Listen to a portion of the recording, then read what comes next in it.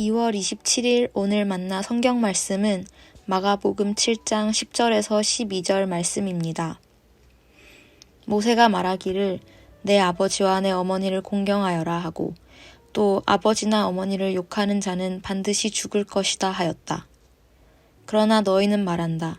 누구든지 아버지나 어머니에게 말하기를 내게서 받으실 것이 고르반 곧 하나님께 드리는 예물이 되었습니다 하고 말만 하면 그만이라고 말한다. 그러면서 아버지나 어머니에게 그 이상 아무것도 해드리지 못하게 한다. 아멘. 오늘 만나러 만나주시는 하나님을 기대합니다. 마가복음 7장은 바리새파 사람들의 예수와 제자 공동체를 향한 비방으로 시작합니다. 제자 중 일부가 식전에 손을 씻는 정결 규례를 위반하였고 이를 바리새파 사람들과 율법학자들이 문제 삼습니다. 왜 당신의 사람들 중 일부가 장로들의 전통을 준수하지 않는데 이를 두고만 보십니까? 이와 같은 공격에 예수께서는 하나님의 계명과 사람의 전통을 대립시키고 바리새파 사람들이 후자에 충실하면서 전자를 무시하거나 훼손하고 있다고 응수하십니다. 그 구체적인 사례로 언급하신 것이 우리가 함께 읽은 말씀인 고르반의 불효입니다. 모세 율법 중 가장 중요한 계명으로 여겨지던 것이 부모를 향한 사랑과 공경입니다. 유대 그리스도교에서는 종교 제의적 계명들과 관계 실천적 계명을 연결하는 핵심 고리로 작동하며 이를 준수할 때 주어질 유익과 보상이 구체적으로 명시된 드문 계명이기도 합니다. 계명의 중함과 비례하여 위반 시 처벌도 상당히 무거워 대부분 위반한 자녀들의 목숨을 내놓아야 할 정도로 해당 율법의 위반을 강하게 경계했습니다. 그러나 이처럼 중요한 계명조차 비활성화시킬 수 있는 한 가지 방편이 있었으니 그것이 바로 예수께서 언급하신 고르반의 헌물이었습니다. 고르반은 하나님께 드린 예물을 의미합니다. 고르반으로 지정된 제사는 그것이 무엇이든 궁극적으로 하나님께 귀속될 소유로 인정되어 통상적인 사용이나 일반적인 교환 및 거래가 불가능해집니다. 한 사람의 결정만으로도 가족 구성원이나 시종 모두에게 영향을 주는 약정임에도 불구하고 그 소유권이 하나님께 넘어간 것으로 여겨졌기에 이에 대한 문제제기나 철회는 쉽게 용인되지 않았습니다.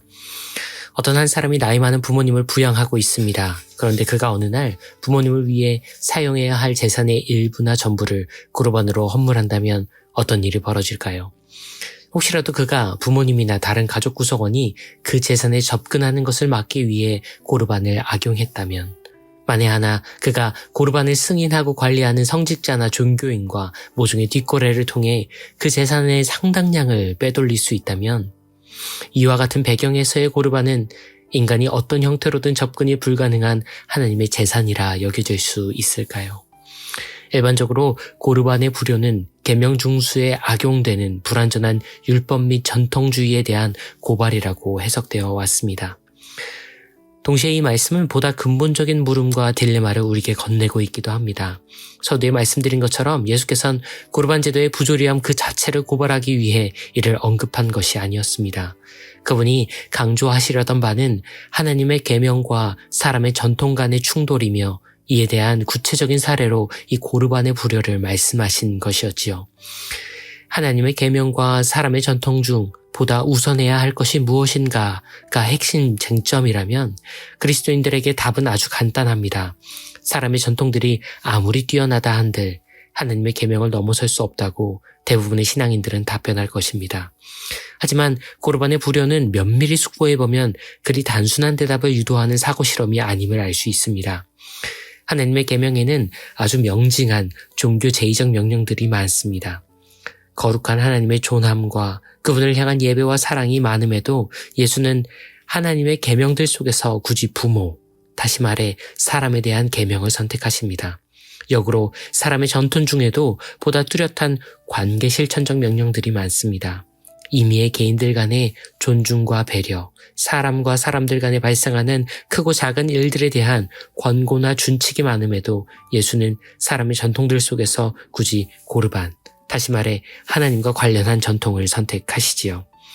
예수께서는 하나님의 계명대 사람의 전통이라는 아주 간단하고 선명한 것처럼 여겨지는 두 대립항을 의도적으로 복잡한 교차의 딜레마로 재구성하고 계십니다. 고르반의 불효에 따르면 하나님의 계명을 우선하기 위해서는 역으로 사람을 충분히 고려해야 합니다. 동시에 사람의 전통을 약화하기 위해서는 역으로 하나님을 제한해야 하지요. 하나님의 계명과 사람의 전통은 겉으로 보기엔 뚜렷한 구분이 존재하여 그 우열이 분명해 보이는 것 같습니다. 하지만 실제로 우리가 살아가는 현실 속에서 양자는 복잡하게 교차하고 있으며 역설적으로 하나님을 위해 사람을 선택해야 할 때가 있고 사람을 위해 하나님이 남용되는 때가 있음을 우리는 예수께서 설계해둔 이 딜레마의 사례 속에서 발견합니다. 고르반의 불효는 우리에게 하나님의 계명과 사람의 전통이 충돌할 때 너무 쉬운 답을 찾지 말라고 경고하는 것은 아닐까요? 정녕 하나님을 위한다면 지금 가장 가까이에 있는 사람에게 성실과 충실을 다하고 있는지 고민해 보아야 합니다.